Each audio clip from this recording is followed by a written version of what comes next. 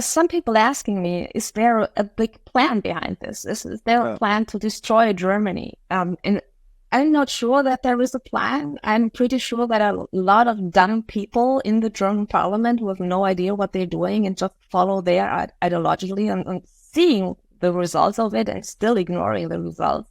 That's just plain dumb. I don't know what the benefit is for them destroying this country.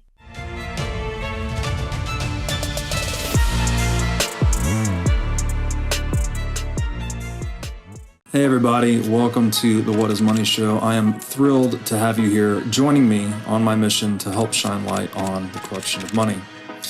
Now, if this is your first time listening to the What is Money Show, I strongly recommend that you go back to episodes 1 through 9 first, which lays a lot of the groundwork for many of the concepts that we explore on the show. These first 9 episodes are my series with Michael Saylor, and thousands of people have told me that this is the best podcast series they've ever heard, hands down, and that it was instrumental to their understanding of money and Bitcoin.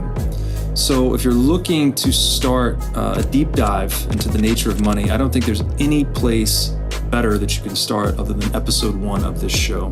Now, a little bit about this show and how it makes money. The What is Money Show is 100% sponsor based. So all of our revenues are derived from direct sponsorships. And I strive to be very selective about the sponsors that I work with, specifically only using sponsors that I use personally, and also choosing sponsors that have values which are well aligned to the values expressed on this show, such as freedom, education, self-sovereignty, etc. So what I'm going to do now is a few ad reads right at the top of the show, and then I'll do a few more ad reads in the middle. And I hope you'll take the time to listen to them, as again, these are hand-selected sponsors, and I think you'll like what they have to offer. Today's podcast is brought to you by Wolf's Clothing. Wolf is the first startup accelerator dedicated exclusively to the Bitcoin Lightning Network. 4 times per year, Wolf brings teams from around the world to New York City to work with like-minded entrepreneurs, pushing the boundaries of what's possible with Bitcoin and Lightning. The program is designed to help early-stage companies achieve product-market fit, develop their brand, secure early-stage funding, and grow businesses that help fuel the global adoption of Bitcoin. So go to wolfnyc.com to learn more about the program or apply. Again, that's Wolf NYC, WOLFNYC.com. Joana Cotar, welcome to the What is Money Show. Thank you for having me. It's great to have you on. Been a little bit of time getting this planned, but we've finally made it happen. Just by way of quick introduction, you are a member of the German Parliament, but you don't belong to any particular political party, which, as you were saying offline, frees you up to speak your mind a bit more. And today we're going to be talking a little bit about Bitcoin and its relationship to European politics. But I thought what would be useful is just start with a little bit about your background and your journey into Bitcoin. I think you were telling me offline that you were actually a libertarian before discovering Bitcoin. And maybe you were orange-pilled by your employees. Is that correct? Yeah, that's correct. Most of the people have no idea that the employees of the members of the parliament, of the MPs, are more important than the MPs themselves, because the employees have a lot of influence. So I am a libertarian, and I first came into contact with Bitcoin in 2013. My brother mentioned it as an investment opportunity. And I really regret not getting into Bitcoin in 2013. But then a couple of years later, I rediscovered it and read about it a little bit. And my employees explained to me what Bitcoin really is and what benefits it has for society. And then it was like, oh, that's the solution for everything. That's a possibility to reduce the power of the parliament or of the politicians. To get rid of the central banks. That's really the solutions for all people who want freedom and who want to live free. So I looked into it, and then I realized my colleagues in the German parliament have no idea what Bitcoin really is. They all think it's used by terrorists, it's money laundering, it costs a lot of energy, so we have to get rid of it, we have to regulate it, we have to forbid it, and that's something I want to change. Wonderful. The libertarian background certainly helps people understand Bitcoin pretty quickly. If you obviously if you're a libertarian, you probably place a high value on private property, and I think you could look at Bitcoin as just the strongest form of private property humanity has yet to invent. Yeah, Um, so definitely, as you said, goes a long way towards solving many of these problems in our political hierarchies, like yeah, central banking and I guess excessive taxation, inflation, basically where citizens don't have a lot of leverage at the negotiating table in the jurisdictions that they occupy, but Bitcoin gives them a little bit more leverage, which is a good thing. yeah. I mean, I see it on a daily basis. When we have some problems in Germany, we have a budget hole from 60 billion now in euros in Germany. And the government is looking into how do we get the money now? And Mm-hmm. they're fighting about, do we just start printing the money again? Yeah, do we just go in debt again? And that wouldn't be possible if we would have that Bitcoin, because it's totally clear if we go into debt again, if we print money again, the taxpayers will have to pay for it someday or another. Yes. And the next generation is going to pay for that. And so having sound money, having healthy money like Bitcoin would be a solution if the people would get it. Yeah, amen to that. The siren song of money printing is very tempting. Yeah, And it's yeah, again, if you understand the libertarian perspective on it, I think it's very diabolical, actually. It's very destructive. I can barely think of a more destructive activity. Obviously, you could say something like warfare, but then the argument would be, well, most of the modern warfare is funded by printing money. yeah. So it's a very big problem, and so ill understood in the world. So I'm glad that this is something this is a topic you're bringing to a point of conversation in your sphere of influence because it's very important. Um, let's talk about your initiative. So this is a Bitcoin initiative. This is inside the German parliament, and you're doing what here? You're trying to educate Yeah, others more about Bitcoin? yeah, yeah. After I had a lot of conversations with my colleagues, I said, okay, we have to do something to educate my colleagues about Bitcoin, how it can be used in a very fruitful way. And so I sat together with my team in the parliament, and I said, okay, what can we do? And then we created a website for my fellow MPs where we have a lot of different sections about Bitcoin, which they can read. We are working together with some Bitcoin experts like Samson Moe and others who write for us. We have a newsletter they can they can use. And then we said, okay, what can we do else? And then we thought about having events in the German Bundestag to educate my fellow MPs. And we will start this February on the 22nd. We will have the first educational event in German Bundestag with the block trainer Roman Reher and Christian Kläger from TerraHash. They are coming to us in the parliament, and they will explain to my colleagues what Bitcoin really is and how it can use, for this time, for example, during our energy crisis, how Bitcoin mining can be used to stabilize electricity networks. And that's something I think they've never heard before. And this is the first event which will take place, and we will have a lot of more following up. Some more will also be in Berlin one day.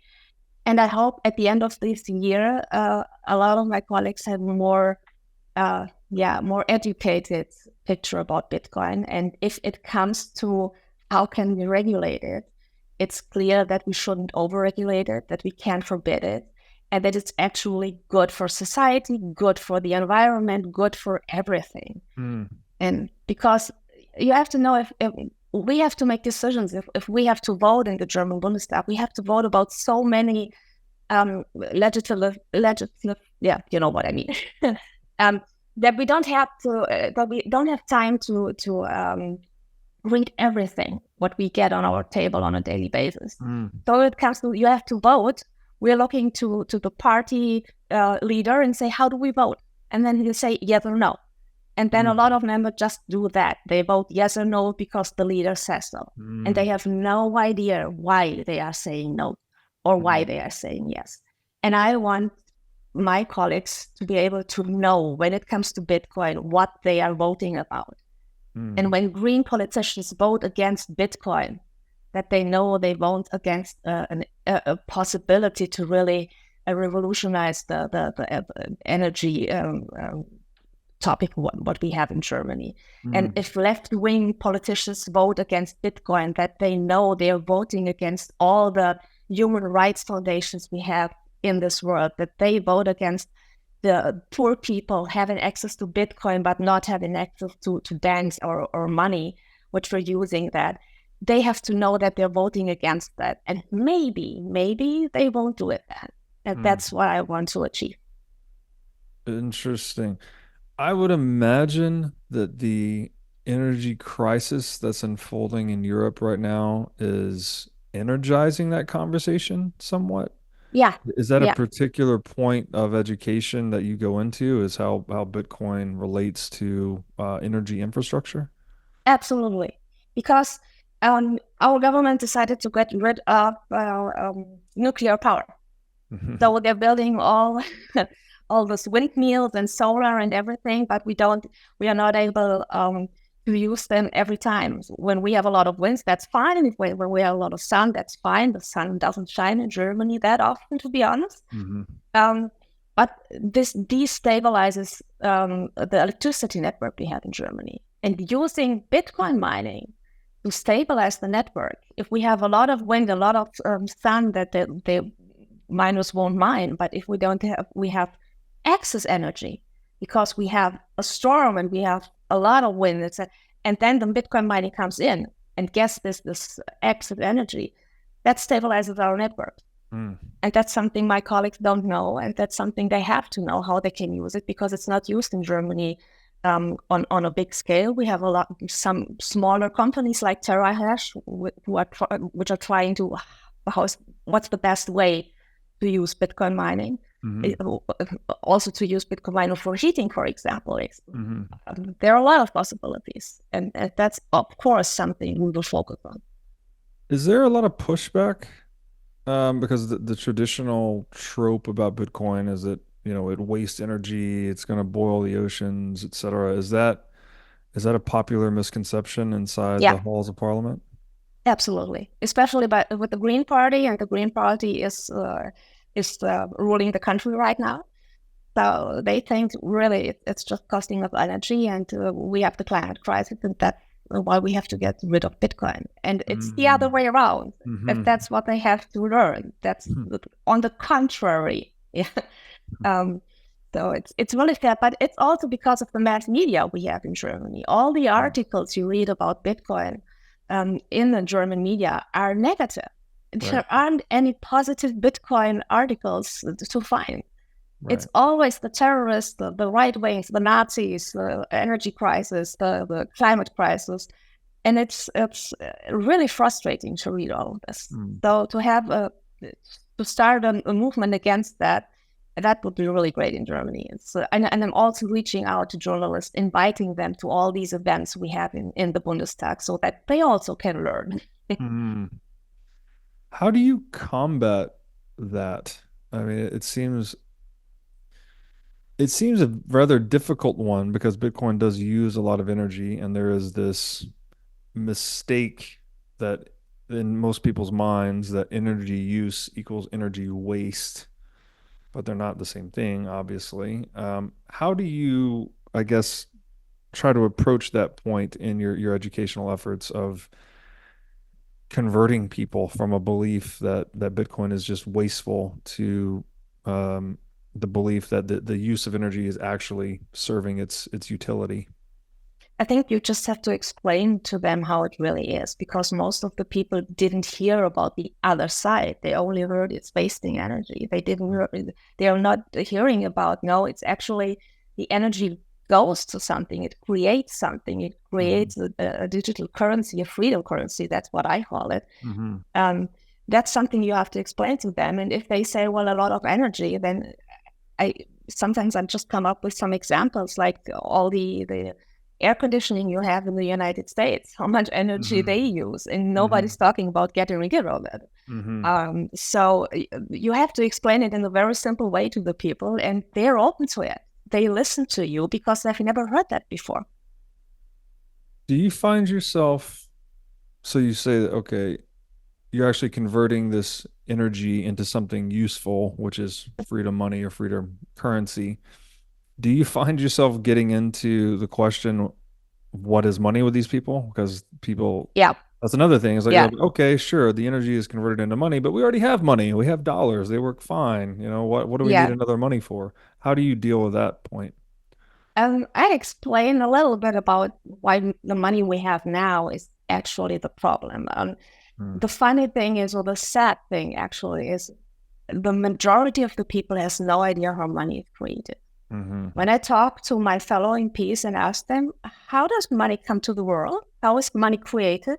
They have no idea. And these are the people who run the country. When I talk to bankers, my husband is a banker. They have no idea how money is produced. And that's actually pretty scary. And when you tell them what is created out of nothing, then it's like, what do you mean? And then the conversation starts, and people really get interested in, how can that be?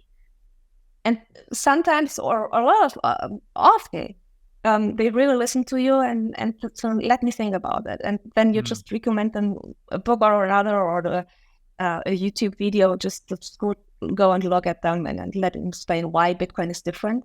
And yeah, it works. That's amazing to hear. I feel very lucky to have stumbled upon this name for the podcast, because I see increasingly this question boggling people's mind at every level. You know, like the central bankers are telling you money is one thing. This woman this weekend on, I think she was a CNBC financial commentator, getting roasted because she was criticizing Bitcoin. She's like, oh, it's not actually sound money, it's rogue money. And it's like, well, question is, what is money, right? Like it seems to be I think it will be a defining question historically. When we look back on all of this 50 or 100 years from now, we're like, oh yeah, that was the time in history when people trying to really wrestle with this question. What is money? Like, what should it be? Obviously, this discussion being driven by the emergence of Bitcoin largely. And it's fascinating to me too that there are no simple answers. There are so many different answers. It's almost like we run into the limitations of language when we ask that question. and it's clearly, you know, among, if not the most important tools in the world. So it's a little strange that we don't have more knowledge about it. You know, you would think we would have learned more about this in school or at some point in our lives. And it's a little mysterious to me that it's so under discussed, let's say. Yeah, maybe we should learn, or maybe the people who rule the world don't want us to know about it. That's why they don't educate the people in school. My people who have no idea about anything, they don't speak up. They don't say that that's not okay. If they don't know how money is coming to the world, and how money is ruling the world, and how money is financing everything, and how printing money is actually the problem, and people who are the nearest to the guys who are printing the money get more rich every year. If they don't know that, they don't speak up. Right. So if you keep people uneducated, you don't have any problems. Why should you educate people in school? Then the government has to change, the politicians have to change. And I don't think they want to do that. Yeah, it's very myopic, though, even for those who can benefit from the money printing, because I think they're really hurting the potential of the global economy. Like, we could have so much more output, so much more prosperity, so much more freedom, peace, etc., if you would just come to terms with economic reality, that you can't print money to solve economic scarcity. Yeah. Even if you're using it to enrich yourself, you're benefiting your short run interests at the expense of the long run gain of the human species. And that just seems absurd to me. But we've both been to the art conference in London, and we have seen actually investors like Paul Marshall and others who actually get it that we can't go on like this. Yes. And we're willing to think about it and to talk about it. And I think that's a really great thing. to have Yes. these people who really have the money say, okay, we can't go on like this anymore. We have to think about some solutions. Yes, agreed. I was honored to speak at that conference. However, when I did describe central banking as the central planning of money, saying that, one of the core pillars of ARC is its honoring of free markets. Yet the elephant in the room here is we don't have a free market in the largest and most important market in the world, which is the market for money. It was met with, I would say, blank stares. I don't know if maybe the idea might be slightly outside the Overton window still for people. Like they couldn't get their heads around, wait, what does a free market and money mean? We're used to central banking, but I don't know. It seems like an easy way to connect the dots. Like we know central planning doesn't work in any market in the world. Why would we think it works in money? Yet somehow, all over the world, we have the central planning of money. So it's good to see the idea emerging, but I think we still have some ways to go before it's absorbed more popularly. Definitely. Absolutely. I mean, I think we have a long way to go, but more and more people are jumping on this wagon, and we get, and I think it will be faster in the future. When we talk about this topic more, when we network, when we connect each other, when we show up at conferences like that and have a panel about sound money. I mean, you don't have a panel like that usually at conferences. That's right. Then that's something that moves people. People are starting to think about it, and I think the development will be faster than we think. We'll see. Yeah, I think that's a good optimistic note for it. And the other optimism that I have from being in Bitcoin is seeing that people go into the Bitcoin rabbit hole, but nobody comes out. Like it's a one-way street. So I can only imagine going one direction over time. It's once you learn about this stuff, you can't unsee it, as they say. Yeah. And you can do it in your environment with your family and your friends and everyone. And every time I talk about Bitcoin with people and they say I have no idea, and I said just give me your mobile phone, and then I get them a wallet and I send them some satoshis, and to see how easy it is, because people think Bitcoin is very complicated and everything, and to get them into the topic by just installing them a wallet. And now all my friends, all my family members are into Bitcoin. So just talk about it. Just talk about it with the people. But I think Bitcoiners do that anyway. In politics, we don't do that. And that's going to change in Germany. I guess we need more Bitcoiners in politics then, because Bitcoiners cannot shut up about Bitcoin. Yeah, exactly. If you are a business owner or manager, you should know these three numbers: 36,000, 25, and 1. 36,000 is the number of businesses that have upgraded to NetSuite by Oracle. NetSuite is the #1 cloud financial system, which allows you to streamline accounting, financial management, human resources, and more. NetSuite turns 25 years old this year. That's 25 years of helping businesses do more with less, close their books in days rather than weeks, and to drive down cost. And finally, 1, because your business is one of a kind. So with NetSuite, you get a customized solution for all your key performance indicators in one efficient system with one source of truth. NetSuite is everything you need all in one place. Right now, you can download NetSuite's popular KPI checklist designed to give you consistently excellent performance absolutely free at netsuite.com/whatismoney. That's netsuite.com/whatismoney to get your free KPI checklist. Again, netsuite.com/whatismoney. So I want to ask you, because part of the education you're doing in this initiative as well is, I think you're trying to stave off the possibility of overly regulating Bitcoin. Yeah. Now, definitely. As most people that watch this show know that regulation can't do anything to change Bitcoin or stop Bitcoin, but it could slow it down, or it could prevent certain cohorts of the population from getting access to it. Which is another way of saying maybe it could impede mass adoption. Really? What points of education do you focus on when you look at the regulation of Bitcoin and educating people about that? Yeah, well, the point is, a lot of Bitcoiners said they're not interested in politics, or if politicians or politics regulate Bitcoin or forbid Bitcoin, it's not possible. So we know how to use it. It's no problem at all. I see the problem with the mass adoption you're talking about, because a lot of people have no idea how they can access Bitcoin. If, for example, the governments are telling Apple or Android to say, get rid of all the Bitcoin apps, all the cryptocurrency app, all the apps on your mobile phones. You're not allowed to have wallets on your phone anymore. You have nothing. Then it gets very hard for normal people to, how do we get access then?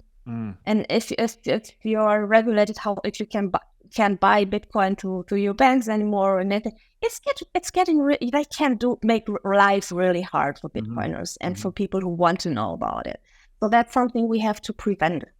I mean, you know how to use Bitcoin if the legislation said, okay, we're making it as hard as possible. I know it probably because of my employees, but a lot of people won't know it. And that's something where we have to work against if we want really Bitcoin to take over. And another thing I see is the digital euro, which is coming to Europe now, the CBDCs, governments and banks are talking about.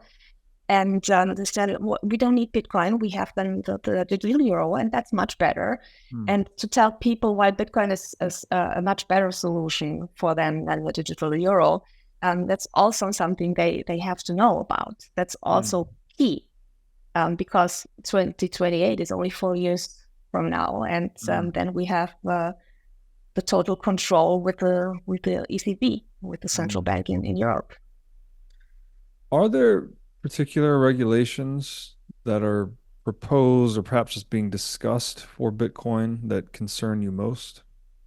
The European Union discussed if they can get rid of Bitcoin, if they just can forbid people using Bitcoin. And that's something where I said, what are they talking about?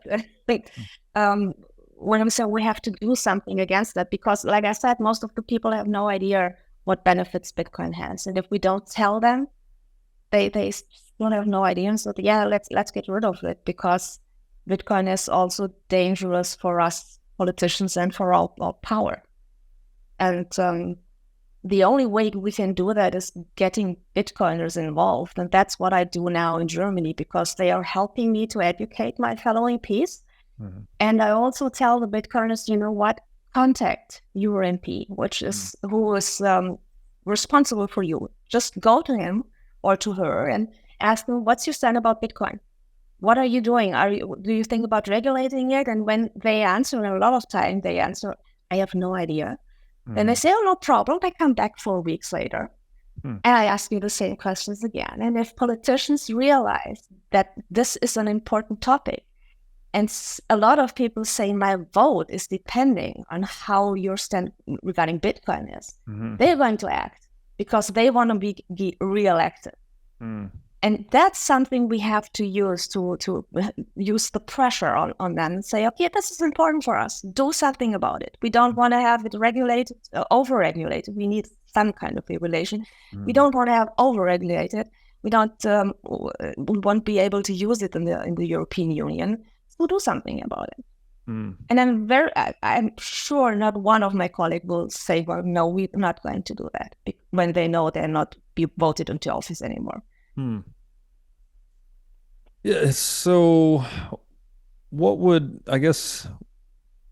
most impede mass adoption in your estimation? Do you think this is the regulating of Bitcoin exchanges and purchasing? Is it custody? Is it mining? Like, where do you think the attack points are from a regulatory standpoint? I think buying Bitcoin, making it way more difficult buying Bitcoin. I mean, we see that buying gold, it got more and more difficult in Germany, for example. So that's a point. Going over technical solutions like over your smartphone and selling Apple say get rid of all the wallets you have is another thing they can do. At the moment, we have great taxation rules in Germany regarding Bitcoin. If you hold it 1 year, you don't have to pay any taxes. So we don't want to touch on that. That's perfect. Just leave it like that. But there are some kind of ways that they really can overregulate it. And I've spoken to a lot of people who are in the human rights, like Alex Gladstein and some female colleagues who are really into Bitcoin, who told me we can't raise any funds anymore if they overregulate it. Like in Kazakhstan or in other countries where it's the only way for them to raise money for their causes, because the government comes down on them when they do that over Facebook or over any other source. And that's also something people need to know, how important it is if you really want to help during for human beings in other countries. Yeah, well said. The regulation's interesting. I feel like the ideal approach is what the U.S. initially did with the internet, where they just kind of took a wait and see approach and let things develop. I think obviously less regulations better, in my opinion, my libertarian opinion. I would hope to see a similar approach taken towards Bitcoin. However, I don't think you're going to see that. It's just the stakes are much higher this time. Right, the internet it was unclear what the internet was going to become. But it's pretty clear that Bitcoin is a threat to centralized money. So I think, although that might be the best approach from a libertarian standpoint, I don't think it's likely we're going to see the wait and see, hands-off approach towards Bitcoin. But don't you think that the time we have now and all the crisis we are in now and after COVID and all the things we've gone through, people are more open to the idea, not the politicians, but people in general, more open to the idea of freedom. I mean, a lot of people are scared of freedom. A lot of people say, oh, don't want to have the responsibility to look after myself or after my money. But I think after all the crisis we have and after all what we've seen government are capable of doing, I think the time is now to tell the people, look, we have another solution. We have a lot of solutions, and the solution for sound money is Bitcoin. I think they are more willing to listen now than a couple of years ago. Yes, the conspiracy theorists are basically undefeated over the past 3.5 years. So Bitcoin's time to shine for sure. Yeah. And you mentioned the year 2028. This is when the digital euro is supposed to go live, I believe. Yeah. That's what the head of the Bundesbank told us today in the German parliament. They are aiming for 2028. And I shared this with you offline, and we're unsure if this was AI or actual, but I saw a clip of this speaker at the World Economic Forum going viral, saying that they were going to track, where people travel, what they eat, and what they buy as a means of creating a customized carbon score for each consumer. Right. Something that they would be going live soon. Obviously, you couldn't do that without some type of CBDC. Yeah. So what are your concerns, I guess, about CBDCs? And are we in a race against the clock for this 2028?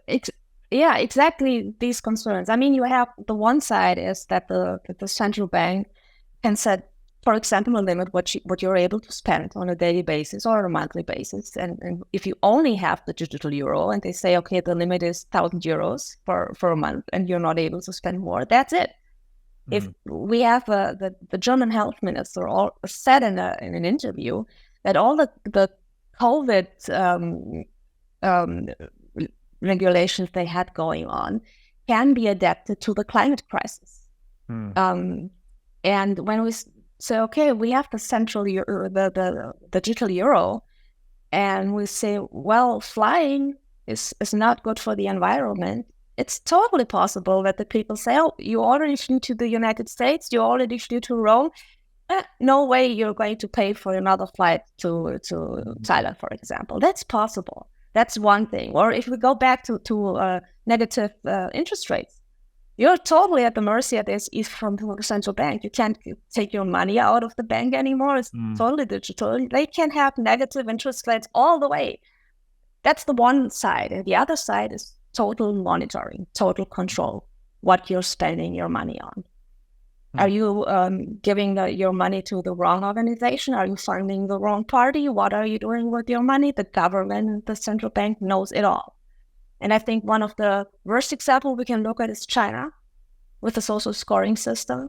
I don't want to have that in Western countries, by no means. Yeah. And having the digital euro, having the CBDCs is one step forward to this kind of government. Yeah, I would argue that if you get a CBDC, it's inevitable you're going to get a social credit scoring system. Yeah. Because you're centralizing that much power into such few hands. There's no way they're not going to reach to take it all. Yeah. There's no way. I mean, they promise, no, we're not going to monitor you. No, we are not going to control you. That's all. And I said, yeah, you promised us that the euro will be sound money. You promised us all these promises in the Maastricht contract, and none of those promises you kept. So why should I believe you now? And I'm 10 years into politics now, and I don't believe anything politicians say anymore. It took me half a year in the German parliament to lose all my illusions about politics. So just if a politician tell you something, don't believe it. And if they have this monitoring and surveillance architecture in place, they will use it. No way that they won't use it. Yeah. I have a lot of young people coming to me in the parliament and telling me, I have no problem with the government is controlling what's on my mobile phone. Because the government is good. It's okay. It's more dangerous when criminals do that. And I said, okay, you're fine with the government we have now. We have a left-wing government in Germany right now, and you're fine with that. And say, yeah, totally. It's okay. Maybe in the next 4 years, we have a right-wing government, and we have really hardcore right-wingers. Are you still okay if they are surveilling your mobile? No. So, well, start to think. Start thinking about what you're saying. I always say, imagine Hitler, Stalin, or Mao with the technology possibilities we have now. What would that would have meant for history, for the humankind? Yes. So if we can prevent a surveillance architecture like that, we have to do that. Absolutely. The Bitcoin ethos here really shines, right? As you're saying, you can't trust any of these politicians. Yeah. So don't trust, verify, right? It's very, very simple. And then the idea of, I don't know, people are getting hacked by this, where they think, oh, if my guy is in power, my party is in office, then everything's okay. They'll only censor the bad guys or whatever, or survey the bad guys. But that just betrays a very deep ignorance of how the world actually works. It's like, if the tool is there for someone to use, it will be used. Yeah. So you don't, it's not about getting the right guy, the tool in the right hands of the right guy necessarily. It's like, you really need to inhibit the use of the tool in total, which would be not having a CBDC, not having a surveillance coin, not having the central planning of money in general. And, I don't know, that seems like something that's a bit obvious to me, but I find it strange that people fall for that still. There's still this general attitude that if we could just get the right people in office, it's not that central banking is bad. It's that we have bad central bankers. These guys were wrong. We need a new set of guys and girls to do it. And I'm just like, I don't know. I lose my mind about that. I'm like, that's not how it works at all. Like, if you give that power to people will fill that void and use it for nefarious purposes, like 99 times out of 100. I mean, maybe there's the rare exception, but in the long run, with succession of different people filling that seat, you will inevitably get people bending it for nefarious purposes. Absolutely. Somehow we humans are built like that. We're using the power if we have that. And I find it most concerning when young people are telling me that they're totally okay with that, because I think that this is the generation who grew up with the internet. They know what it's all about. They know how criminals can use it. They know how power can be abused, and it's trusting the government. But I think that's what's happening, or what happened over all these past years, is like people were educated to just trust the government. Government will do everything for you. Right. You don't have to worry about anything. We will look after you. It's just, in Germany, I always said it's like Mama Merkel and Father State is looking after you. Just don't think. Please don't think. We're doing everything for it. And if you do that over a couple of years, 10, 20 years, people are starting to believe that, and the young people grow up like that, and they're used to that. And telling them don't trust, verify, that's something we have to get into the head of young people especially. Yes. Yeah. There's definitely some conditioning or social engineering that has taken place that needs to be unwound. Yeah. To get people to understand the importance of Bitcoin and verification. You mentioned before we started that, speaking of speakers at the World Economic Forum, Javier Milei spoke at the World Economic Forum. I haven't watched the speech yet, but I would love to hear your synopsis of it and commentary on it if you have any. Yeah. I mean, everybody has to watch the speech. I'm sure you won't be re-invited after the speech. I mean, he stood up there and told all these people that they're wrong and that the Western world is in danger and that capitalism is the solution and socialism is the problem of everything. And he told that the entrepreneurs and that they are the heroes and that they shouldn't listen to politicians because politicians are the problem and the state is the problem and not the solutions.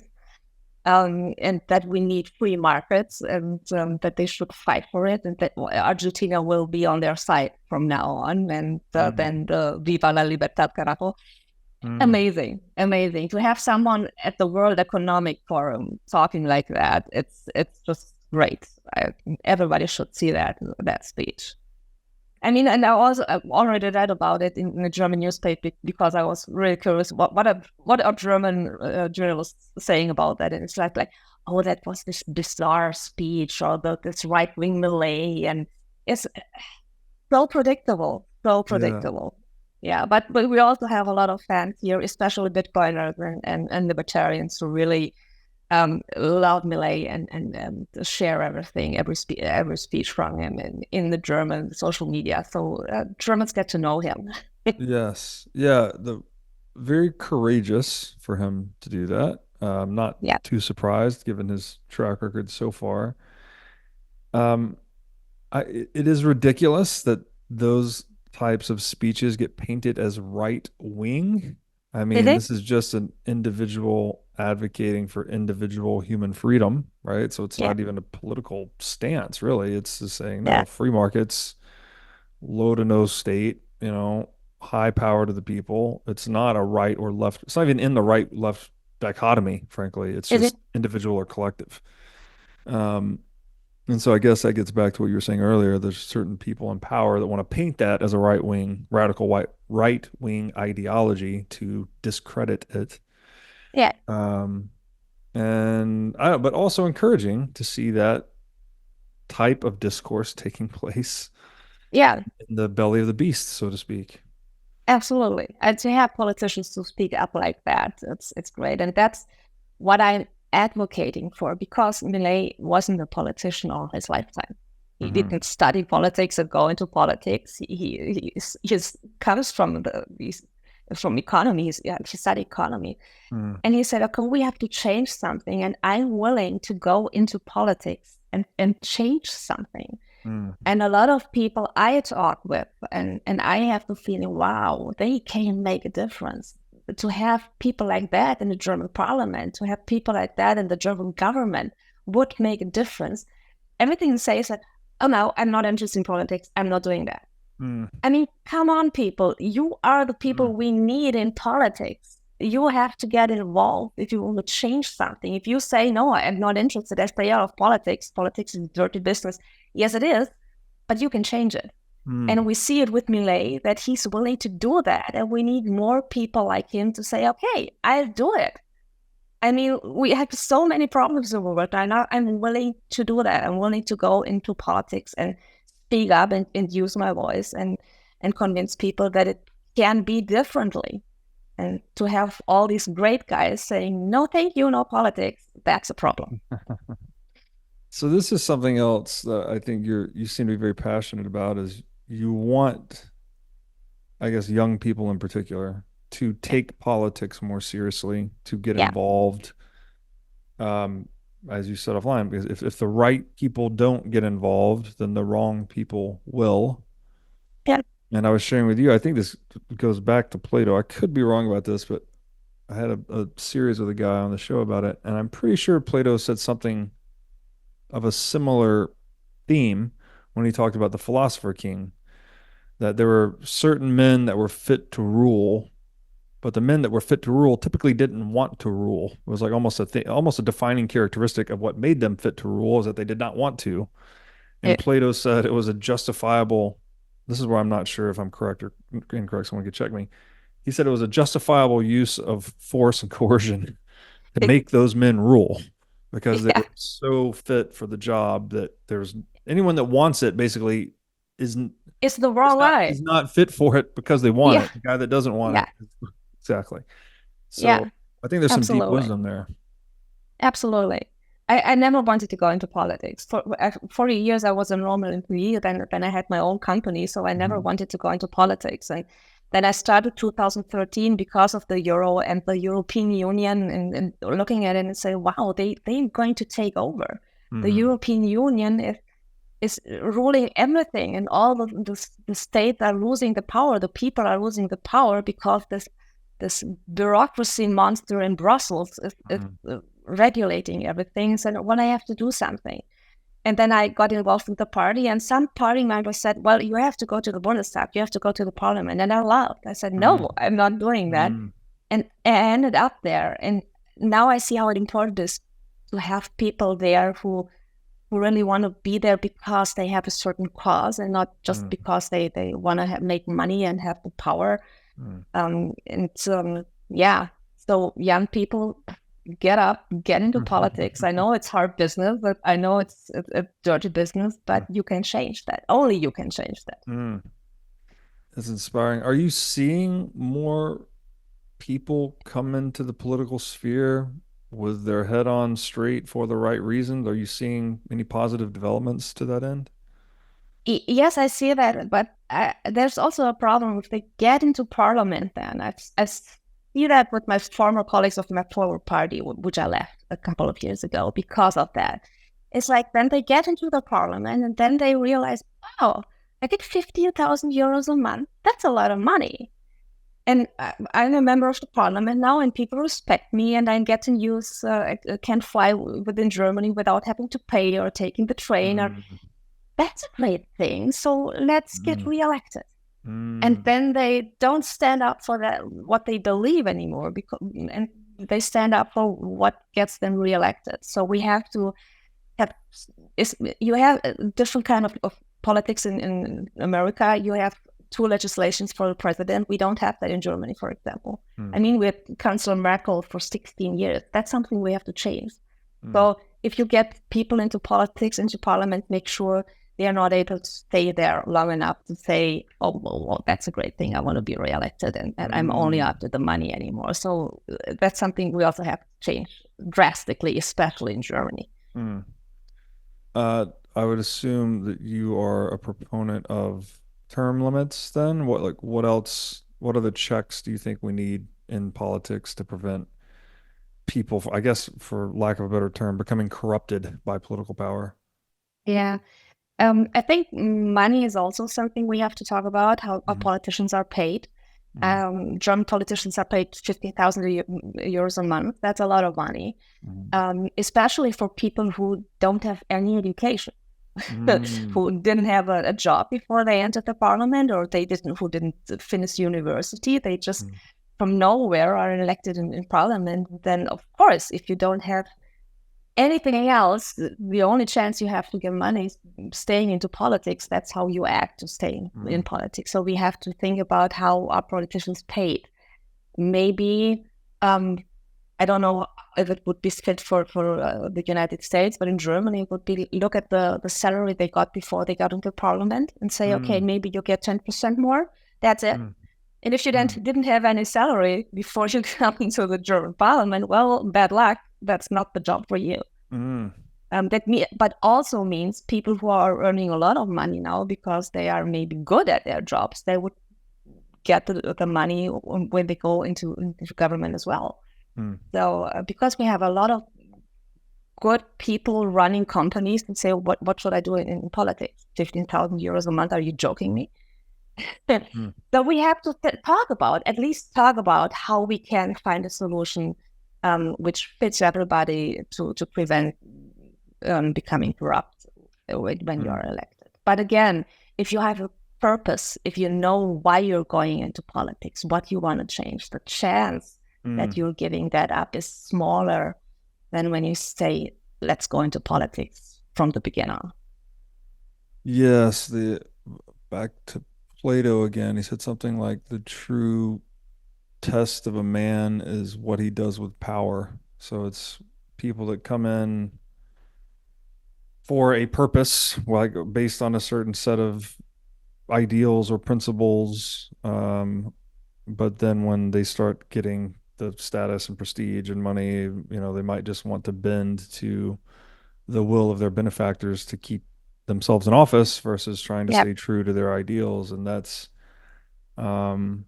incentives are very powerful in that way. So it would seem to be that if we wanted to have good governance, we'd have good incentives for governors. I like the Swiss method. I don't know if you know how the Swiss parliamentarians work. Swiss parliament a little bit, very decentralized, right? And it's a part-time parliament. The politicians have their normal, real job, and then from time to time they meet up and govern the country. And I think that's also an idea of thinking about. I mean, Switzerland is a small country, but is it really necessary to have full-time politicians? Or I don't know. When I look at the work we're doing, when you are in a party, 60 to 70% of your workload of your job is like acting within the party, not making politics. So maybe we can, maybe look at Switzerland. Maybe that's a way to do it. Yeah, that's interesting to think about, because then presumably the whole temptation to become a career politician would sort of go away, because you'd have a career independent of your political activities.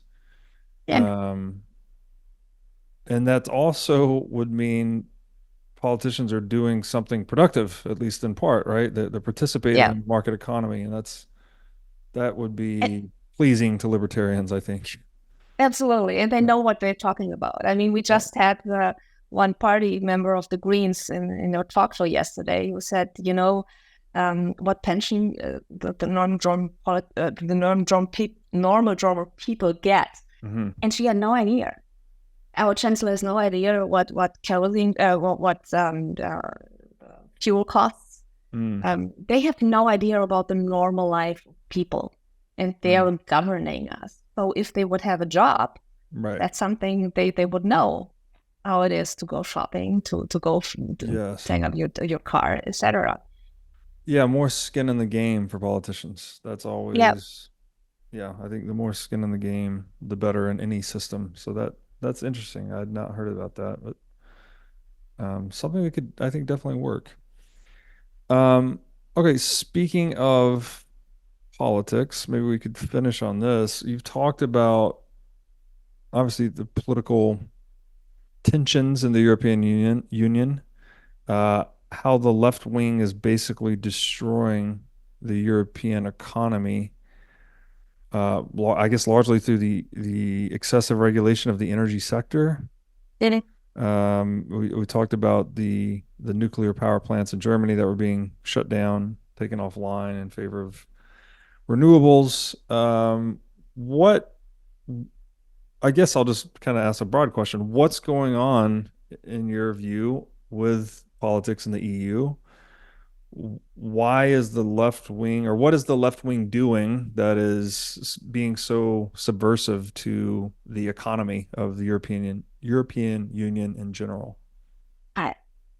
I have no idea why they're doing the things they're doing. I mean, it's especially bad in Germany. It's not as bad in some other countries like France, for example. They didn't get rid of nuclear power.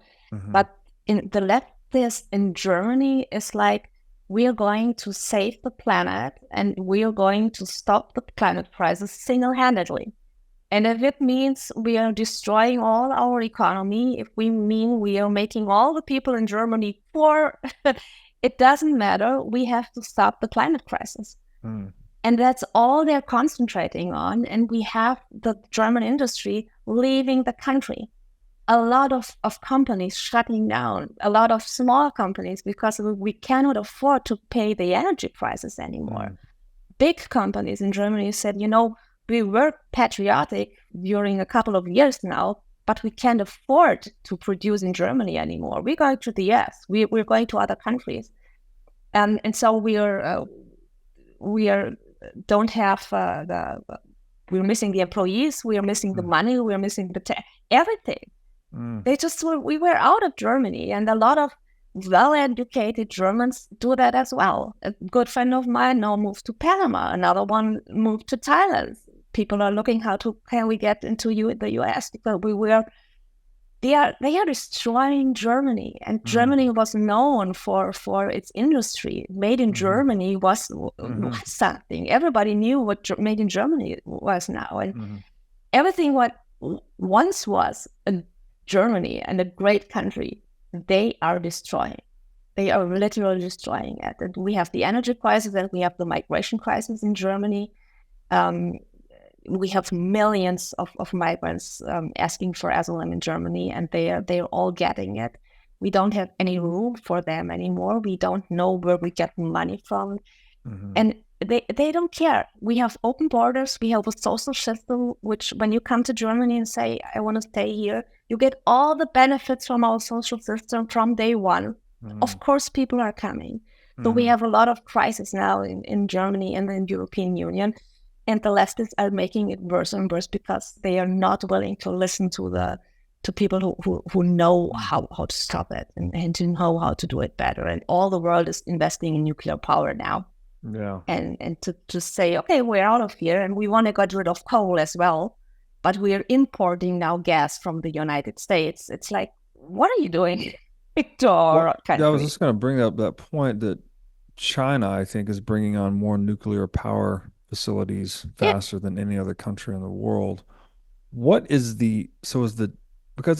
Nuclear is not even bad for the environment according to environmentalists. So what is it? Why are they shutting down nuclear power? What's the narrative behind that? Because if it blows up like Fukushima or Chernobyl, we are all going to die. That's the narrative. They're telling us for decades now, and the Green Party was fighting against nuclear power since the 80s, and now they are in power, and the first thing said, okay, let's get rid of them.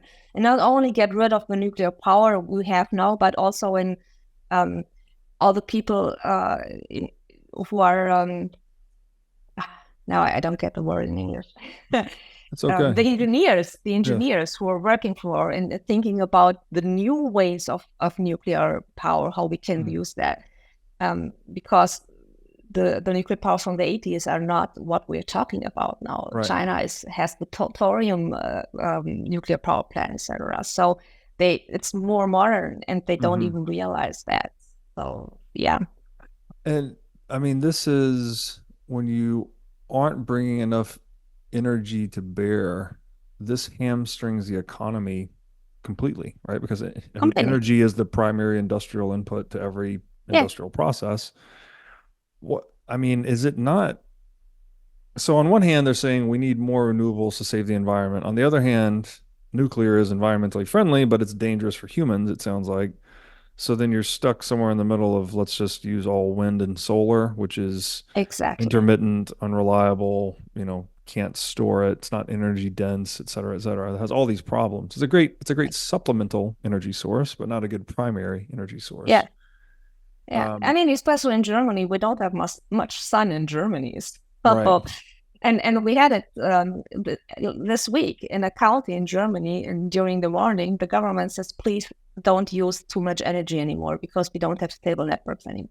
And if you use too much energy, this is going to crash. So please don't use your dishwasher, don't use your car, don't power it up. And in a country like Germany, telling people don't use the electricity what's going on? Yeah. It's crazy. And in a country which is known for its industry, its automobile industry, the chemistry industry, that's what they've done to our country, the leftists. It's totally crazy. Is this a socialist idea that's been implanted somewhere along the way that's like starting to germinate? Because it seems like it's a basic ignorance of economics. It's like, yeah, you need to bring on more energy. You need to bring more energy online more cheaply per unit if you want your economy to flourish. yeah. If you're doing the opposite of that, you're diseconomizing your country. Like, so what? I don't. Is there some intentionality behind this? Is this just just Yeah, a self deception? Like, what's going on? Why? yes. Where's this narrative coming from? Some people asking me, is there a big plan behind this? Is there a Yeah. plan to destroy Germany, to just Right. destroy this country because of what we've done in the past?